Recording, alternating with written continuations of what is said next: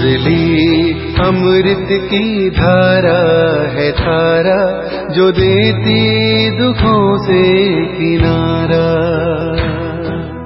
मुरली अमृत की धारा है धारा, जो देती दुखों से किनारा।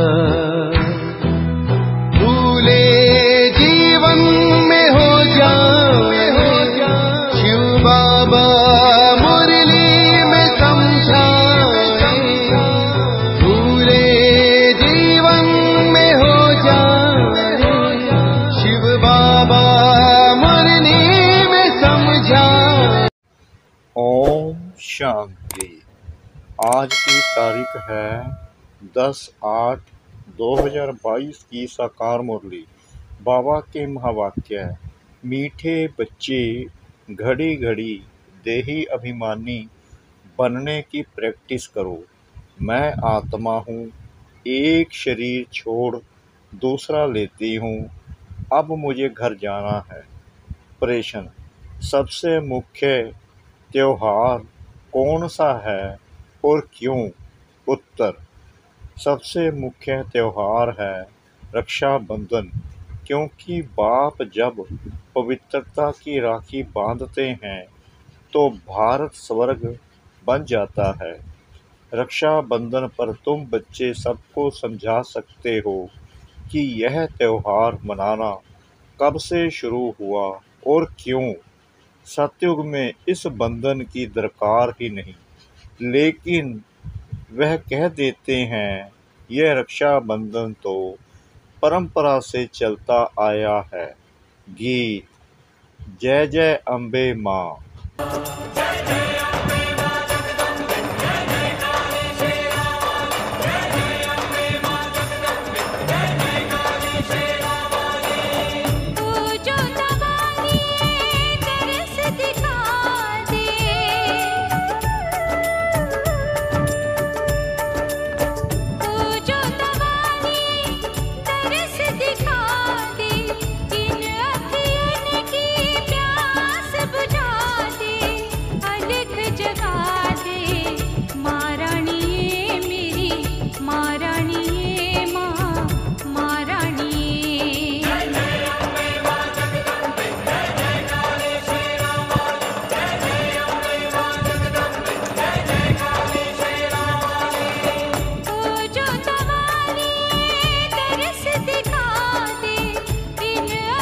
ओम शांति। यह भी भक्ति मार्ग का गीत है। भक्ति मार्ग में अनेक प्रकार का गायन होता है। गायन निराकार, आकार और साकार तीनों का होता है। अब बाप बच्चों को समझाते हैं। बच्चे तो समझ गए कि हम आत्मा हैं। हमको समझाने वाला है परम पिता परमात्मा। सब मनुष्य मात्र को सद्गति देने वाला एक ही है। फिर उनके साथ जो सर्विस करने वाले हैं उन्हों की भी महिमा गाते हैं। बाप तो कहते हैं माम एकम याद करो। आत्मा समझती है अभी परमपिता परमात्मा हमको सम्मुख नॉलेज देते हैं। उस बाप की ही अभय विचारी याद रहनी चाहिए और कोई नाम रूप की याद नहीं आनी चाहिए। आत्मा तो सब है, बाकी शरीर मिलने से शरीर के नाम बदलते जाते हैं। आत्मा पर कोई नाम नहीं, शरीर पर ही नाम पड़ता है। बाप कहते हैं मैं भी आत्मा हूँ, परंतु परम आत्मा यानी परमात्मा हूँ। मेरा नाम तो है ना, मैं हूँ आत्मा, मैं शरीर कभी धारण करता नहीं हूँ, इसलिए मेरा नाम रखा गया है शिव।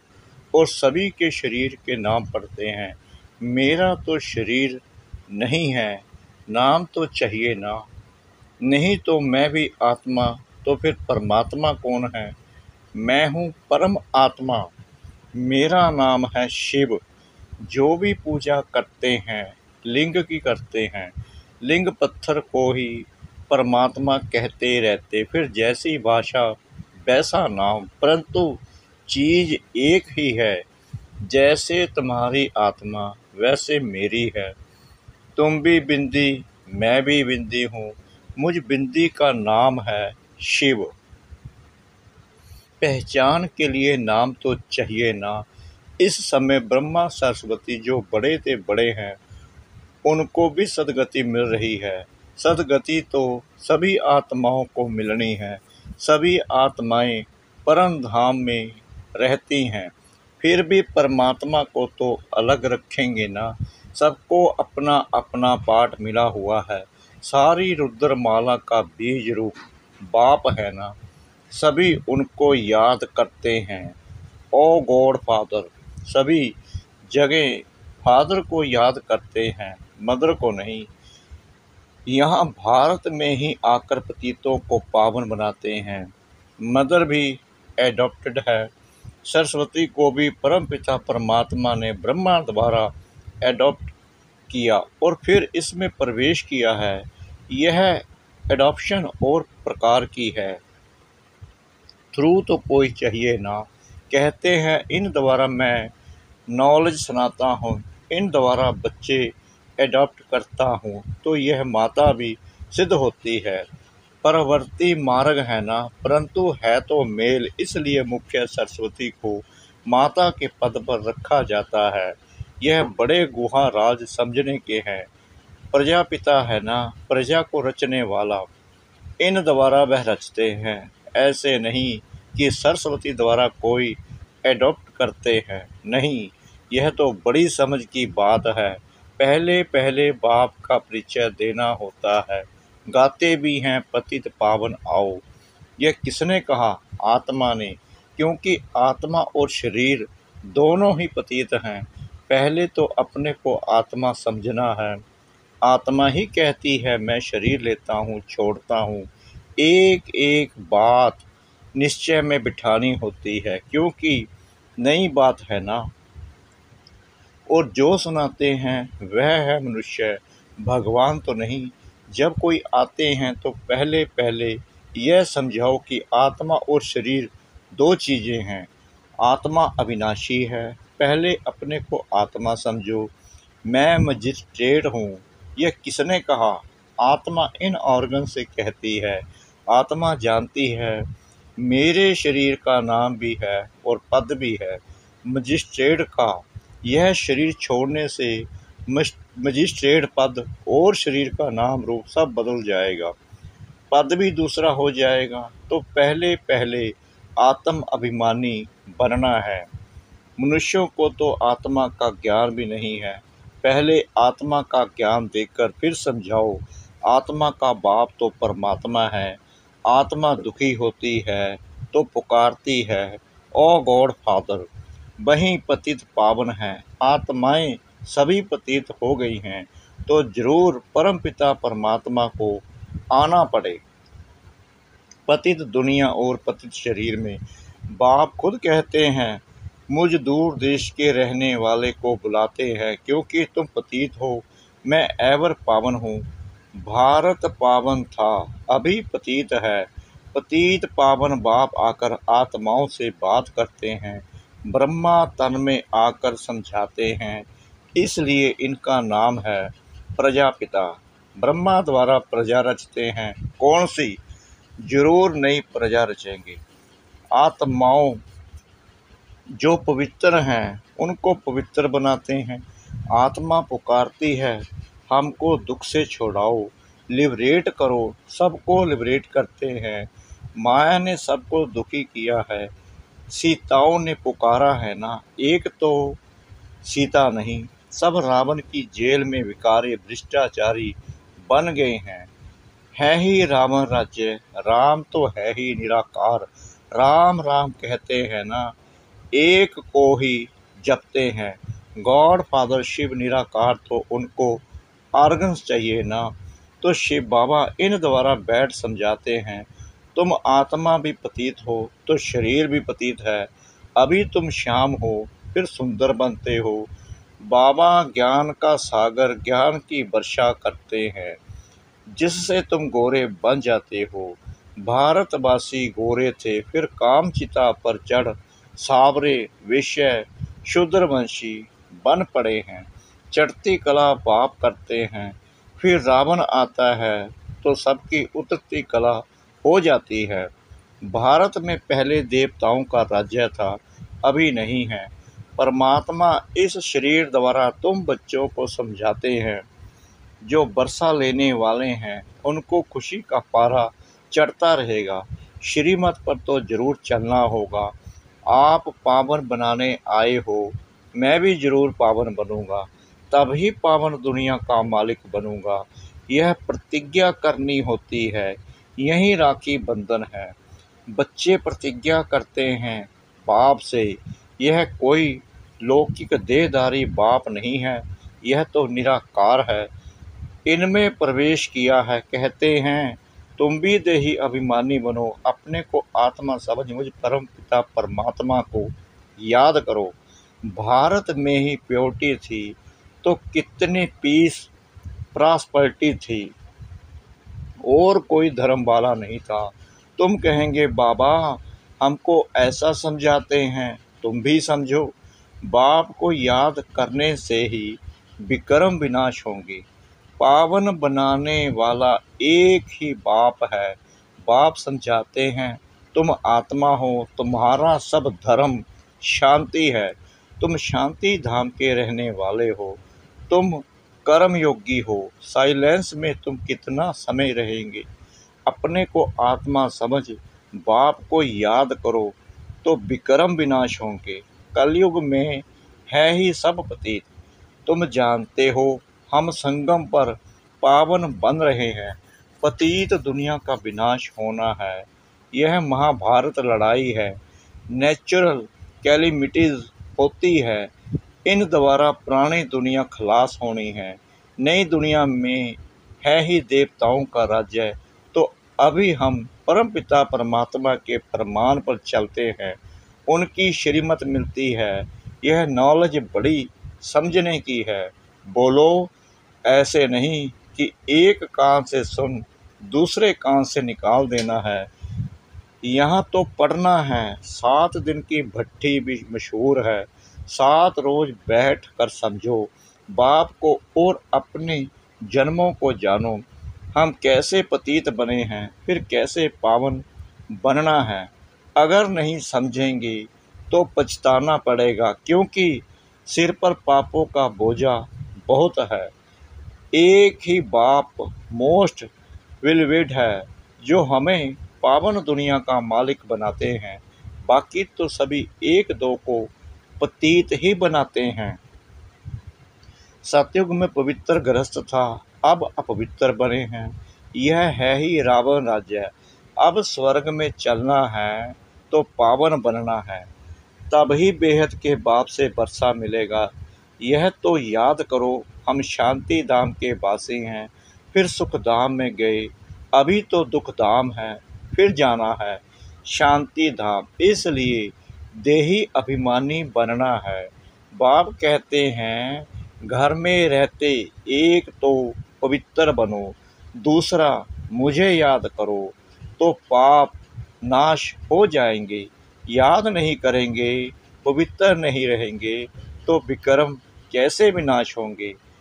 रावण राज्य से कैसे छूटेंगे। यहाँ सब शोक वाटिका में है। भारत आधा कल्प शोक वाटिका में और आधा कल्प अशोक वाटिका में रहता है। आप भी पतित दुनिया में होना। तुम अथॉरिटी से समझाने वाले हो तो भी रिस्पेक्ट से बोलना है कि तुम भल कहते हो कि हम गॉड फादर की संतान हैं, परंतु फादर का ज्ञान कहाँ है। लौकिक बाप को तो जानते हो, परंतु परलौकिक बाप जो इतना बेहद का सुख देते हैं, स्वर्ग का मालिक बनाते हैं, उनको तुम नहीं जानते हो। भारत को जिसने स्वर्ग बनाया था उनको तुम भूल गए हो, इसलिए ही यह हालत हुई है। सभी भ्रष्टाचारी हैं, क्योंकि विष से पैदा होते हैं। यह तो कोई भी समझ जाएगा। इसमें इंसल्ट की कोई बात नहीं है, यह तो समझानी दी जाती है। रक्षाबंधन का ही महत्व है। बाप कहते हैं, विकारों पर जीत पाकर मुझे याद करो और शांति धाम को याद करो तो तुम वहाँ चले जाएंगे। बुद्धि में यह याद रहना चाहिए, हम सुखधाम में जाते हैं वाया शांति धाम। पहले देही अभिमानी जरूर बनना पड़े। मैं आत्मा हूँ, एक शरीर छोड़ दूसरा लेता हूँ। बाप ने यह भी समझाया है कि मनुष्य कुत्ता बिल्ली नहीं बनता है। मनुष्य तो भक्ति मार्ग में कितने धक्के खाते रहते हैं। अभी तुम बच्चे भाषण में समझाते रहो कि तुम पतित हो ना, तब तो पतित पावन बाप को याद करते हो। सब सीताएं शोक वाटिका में है, दिन प्रतिदिन शोक बढ़ता ही जाता है। जिन्होंने राज्य लिया है वह भी समझते हैं बहुत दुख है, कितना माथा मारते रहते हैं।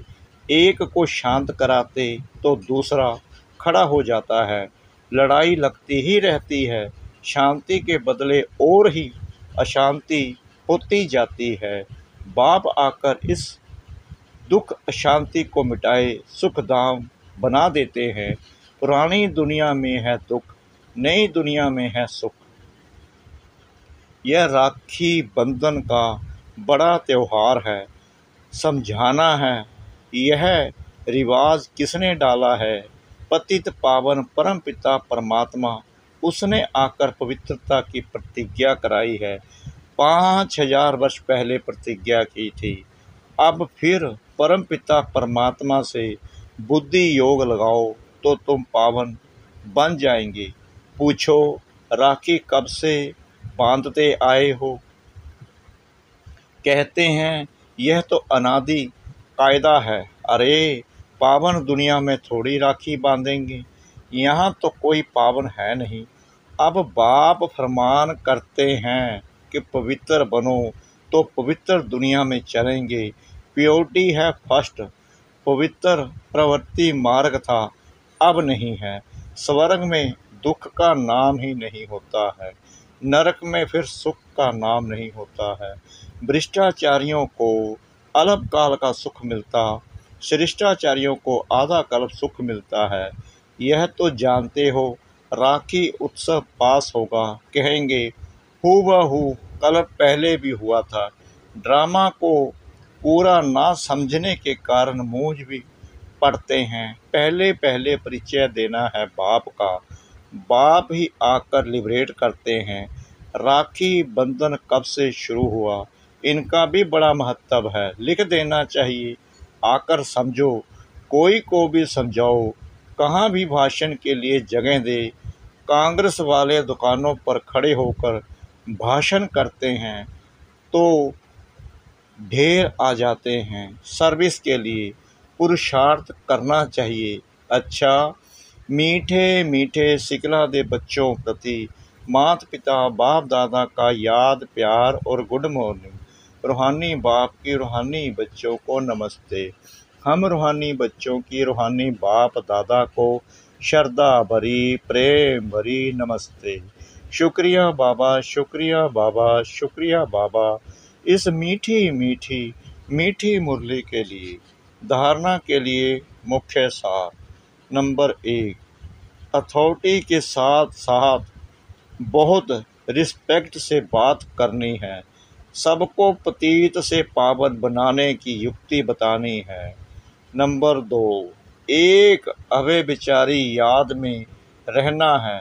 किसी भी देहधारी के नाम रूप को याद नहीं करना है।